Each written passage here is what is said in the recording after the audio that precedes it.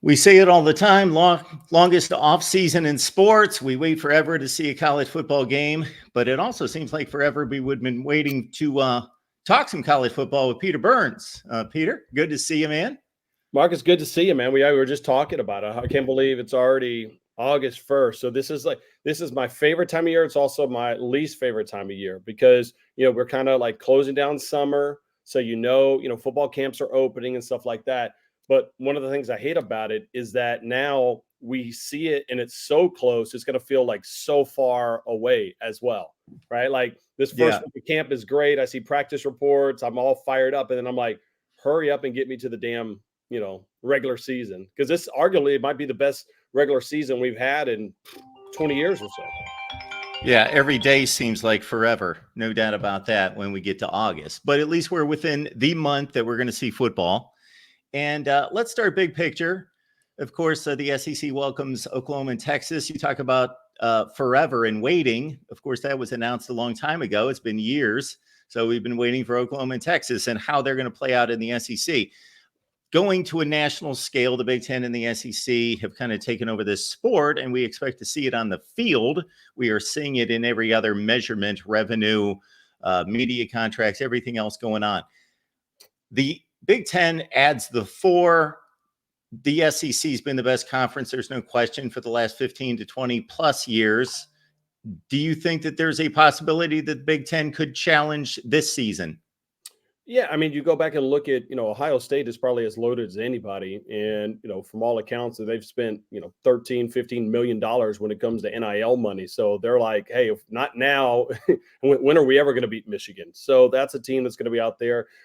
Curious to see what, Lincoln Riley does, retooling that defense, if it gets somewhat better, and how they're going to look without Caleb Williams. But I mean, the team that, I look at is Dan Lanning. What he's done over in Oregon has been really fun. So, those two teams are kind of the ones that are going to be joining the mix. I think Washington just replaces so much, including Kalen DeBoer. I think it's hard for them.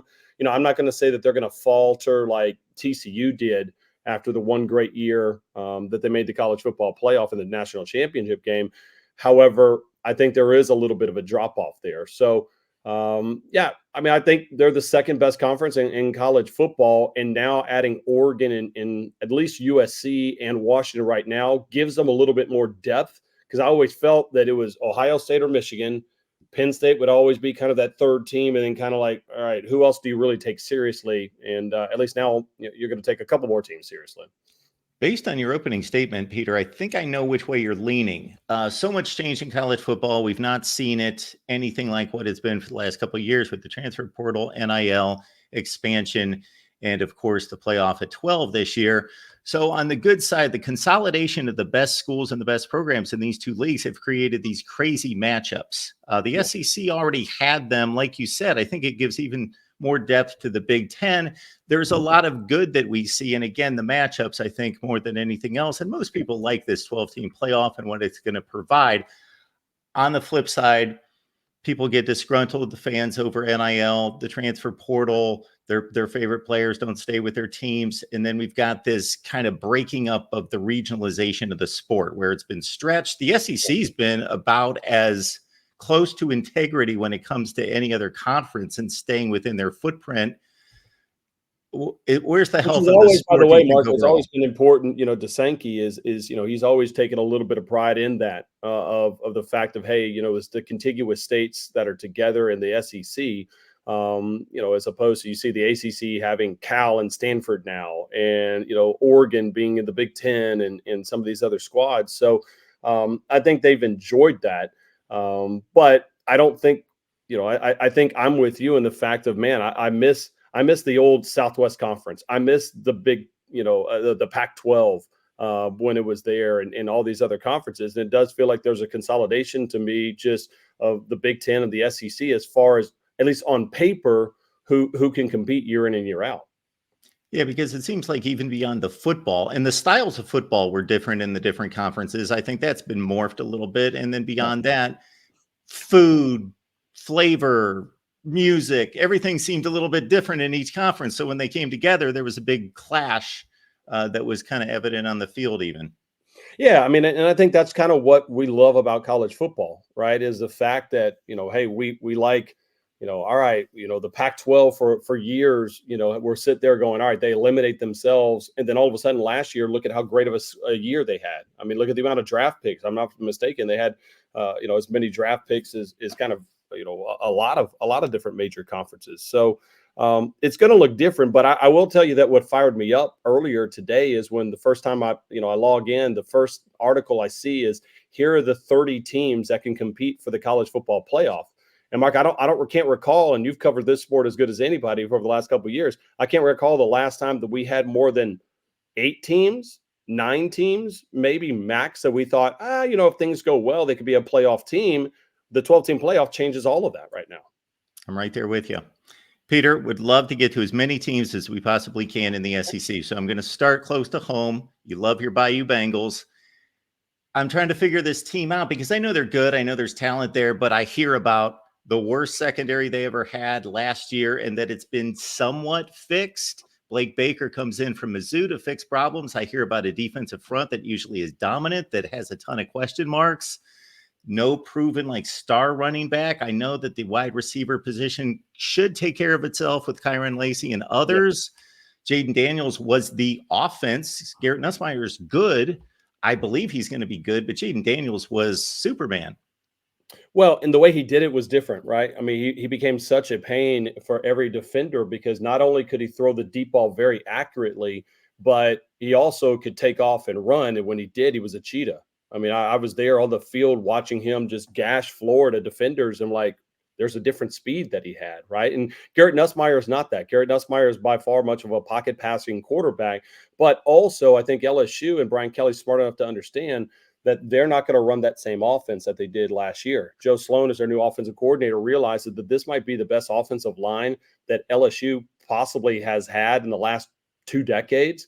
And so I do think that it's going to be a lot more running the ball. I do think it's going to be a lot more, kind of shorter length passes, kind of how Oregon run their offense a little bit more of last year, as opposed to a real vertical passing attack with Garrett Nussmeier. And Brian Kelly, told me over at Media Days last week, he goes, Garrett Nussmeier's been careless, right? But he's no different than careless it's like having a car that you borrow from somebody that you're like, all right, it's not my car, right? But now when it's your keys and you just, bought the vehicle, like you wash it every day, you keep it, you make sure it's nice and clean. He's like, Nussmeier's understanding that, hey, this is now his vehicle. The keys to the program are his, and he's acted a completely, a lot different, especially in some of those fall practices.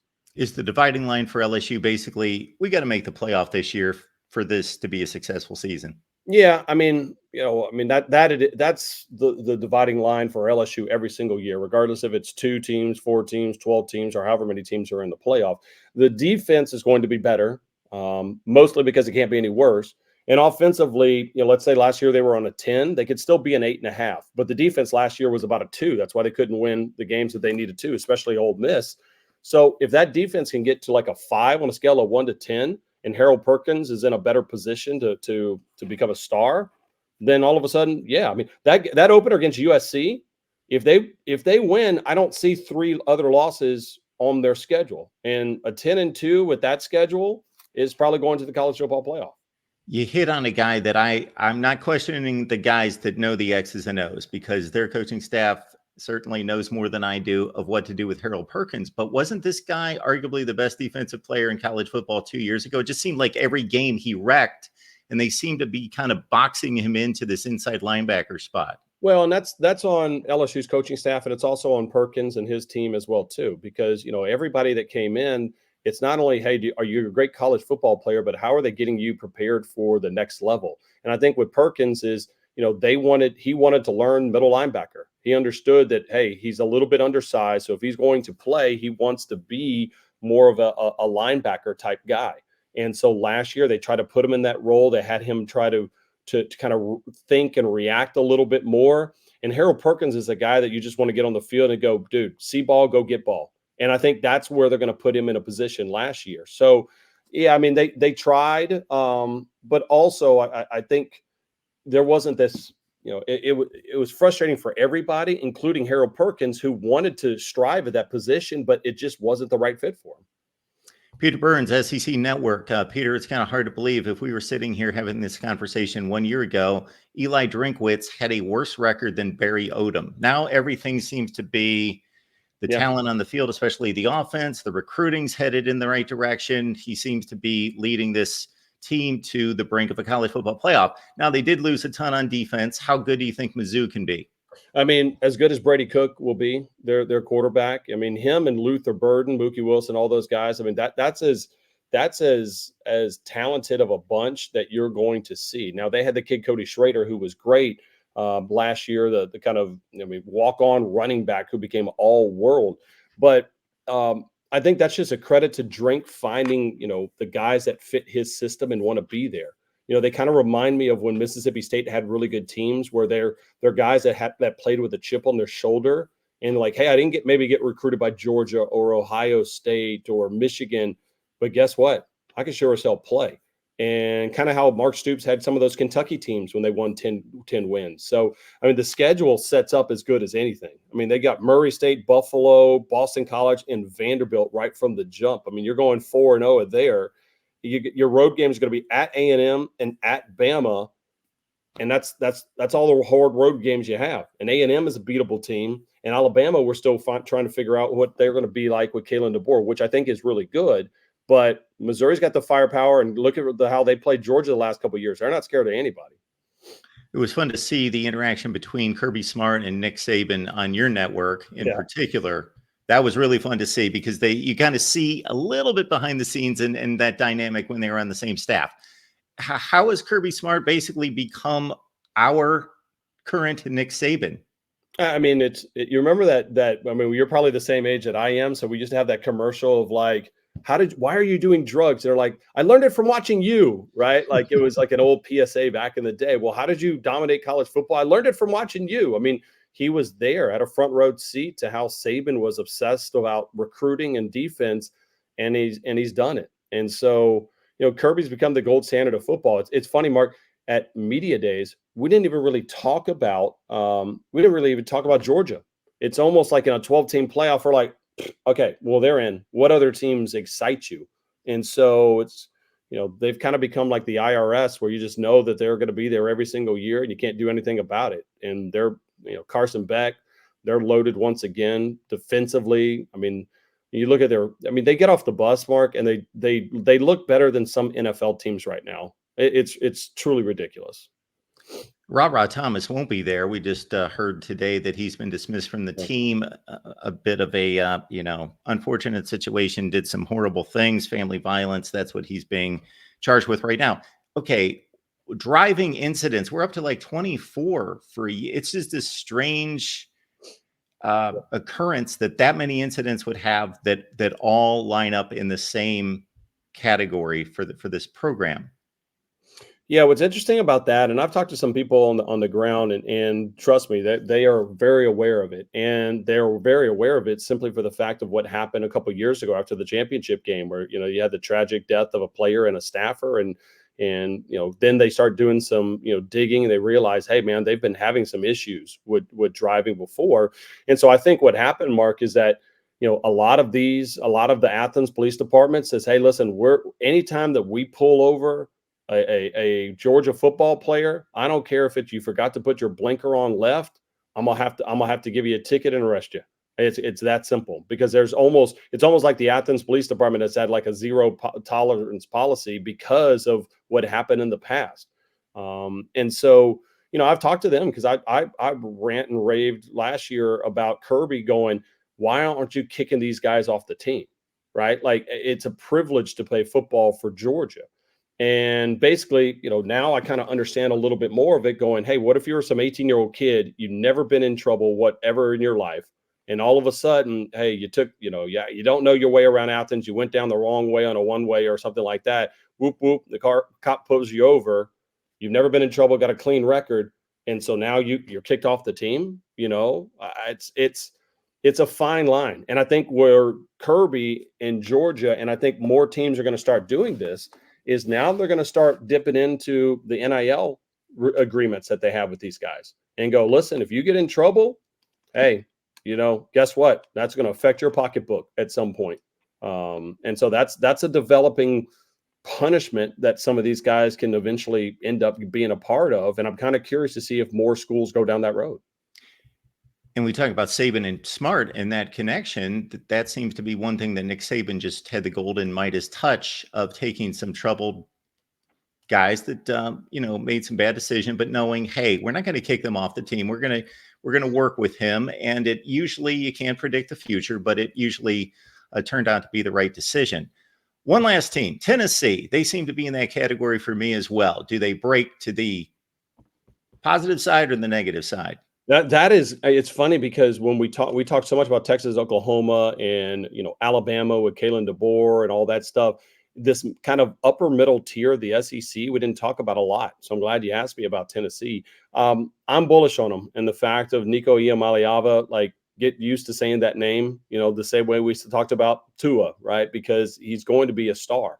I do think that it probably comes more than likely next year, but this more than likely feels like a team in which, all right, let's gather everybody around. Because remember, they were still on some type of small probation and scholarship issues going back to the Jeremy Pruitt stuff. So this is kind of the first time that Heupel's been able to go in and get full recruiting classes. So, for Tennessee, I look at this as more of kind of like a 8-4, 9-3 season, where offensively they're going to give some people some hell, but I think there's going to be some growing pains for Nico. And ultimately, when it comes down to it, hey man, that's they're going to upset some people, kind of like Oklahoma too. I think Oklahoma and Tennessee are two teams that are kind of laying in the weeds. And I'll give you one more team before we leave. Jeff Lebby over at Mississippi State is, no one's talking about them. And they remind me a whole heck of a lot of Ole Miss the first year that Lane Kiffin got there. And the fact of, like, people are going to show up, go, wait a minute, we don't necessarily have the personnel, but man, that offense is fun.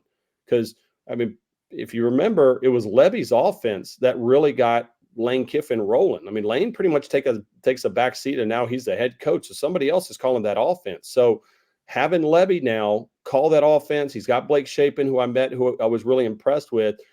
I don't know if they win 5 games this year, 6 games maybe, but they're going to sneak up on somebody, and somebody's not going to be ready, and all of a sudden get punched in the throat and go, what in the world was that? How are we down 21-10 early?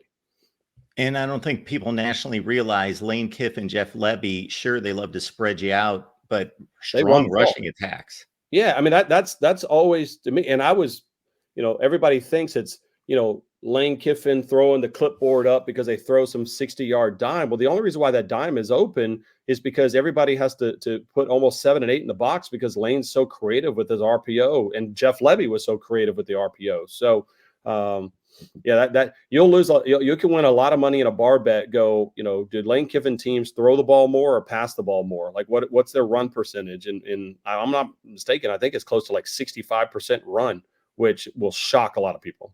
Top 3 in the SEC, I think, back-to-back years in rushing when Lebby was running the offense. Yeah. Yeah. It'll be fun, man. Now you got me fired up for it. So now I gotta wait. 4 weeks. So. And one last thing on Heupel, it's similar to Kiffin. Impressed that he comes in as an offensive guy, and sometimes they get the rep that they don't care about defense. They just want to put up numbers, but instantly addressed defense and recruiting, transfer portal, and instantly got better. Yeah, I mean, James Pierce. I mean, you talk about guys like Harold Perkins. Pierce is going to be one of the biggest game records that we saw last year. So, like I said, what the SEC is going to look like, and we've always said it, hey, it's kind of the miniature NFL. It truly is going to look that way, because I think there's going to be a lot of teams that can go 7-5, that will go 6-6. That if I put them in another, if I put them in the ACC or the Big 12, probably would win a couple more games. It's just going to be an absolute battle. Every single. I remember in the NL East, back when the Yankees and the Red Sox were going to war, and all of a sudden you'd have some other teams that it's going to feel like that every single week in this conference. 7-5 for Florida would look pretty. They better be in the top 25 if they're 7-5 with that schedule. It's a tough schedule. I mean, that game against Miami is everything. It's at home. It's against a hated rival. Miami's going to come in as a touchdown favorite, and there's 3 results in that game. It is you win and everybody goes crazy, and everybody's like, all right, because I think they're going to be pretty good. I think they're going to be better than Vegas thinks, which only they're only predicting 4.5 wins. I think they can get 5 or 6, which is crazy to be like Florida, 5 or 6 wins. I mean, to think about it. But everything hinges on that Miami game. They win that Miami game, they're still going to struggle because how tough that schedule is. But man, if you lose it, and especially if you lose it bad to Miami, that's tough. And I love Billy Napier. I think he's a great coach. It's tough, man, especially in the state of Florida with, Gus Malzahn is going to be there over at UCF. They'll play them. Mario's got recruiting in Miami doing well. FSU, Norvell.